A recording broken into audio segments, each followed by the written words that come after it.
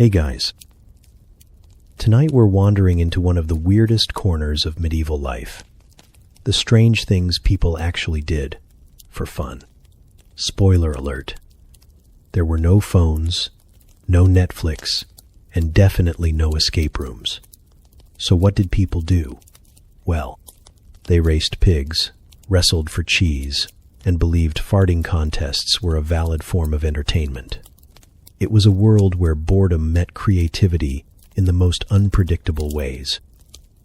So, before you get too cozy, take a second to like the video and subscribe, but only if you genuinely enjoy this strange little corner of quiet storytelling.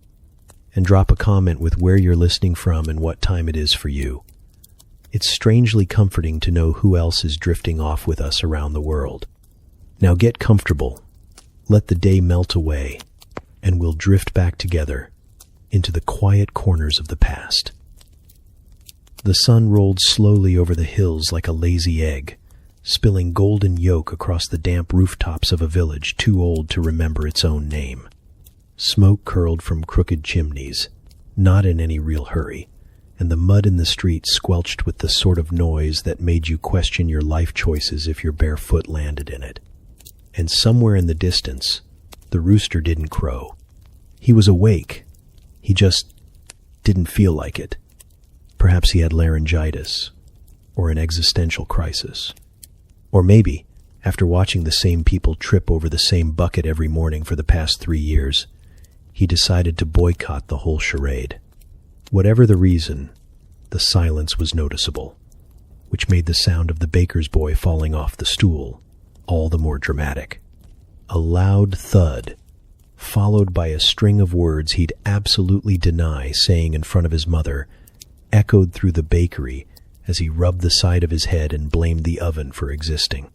The bakery itself was still warm from yesterday's coals, and the air inside smelled like sleep and flour and someone's forgotten sock.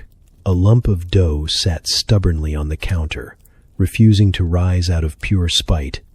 And the baker, an old man with arms like tree trunks and a temper like a thundercloud, snored loudly behind the sacks of rye. Outside, the village stretched awake one joint at a time. A dog scratched its ear against the side of a cart. A pig sneezed. A cow named Gertrude, still half asleep, wandered into someone's laundry. No one noticed. Or if they did, they decided it wasn't their business. 2 elderly women sat on a bench near the well, wrapped in shawls and opinions.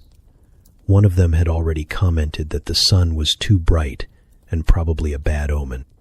The other was convinced the missing rooster crow meant someone had died, or would die, or had just forgotten to wind the sun properly. She wasn't clear on the theology, but she was certain it involved goats. A boy with a mop of hair and a tunic, 2 sizes too big, tiptoed past the church, holding a bucket with 1 fish in it. The fish looked judgmental. The boy looked guilty.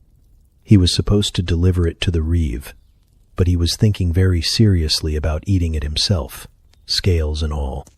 He passed the tavern just as a bleary-eyed man stumbled out, 1 boot missing, a chicken under his arm, and a daisy tucked behind 1 ear.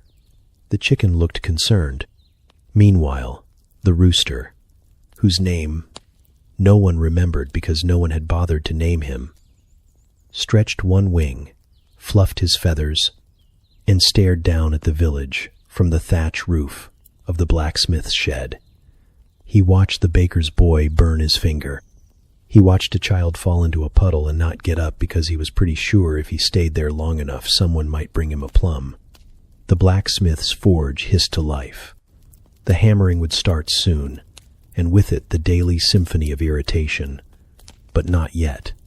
For now, the village was in that in-between moment. Too late to be night. Too early to be properly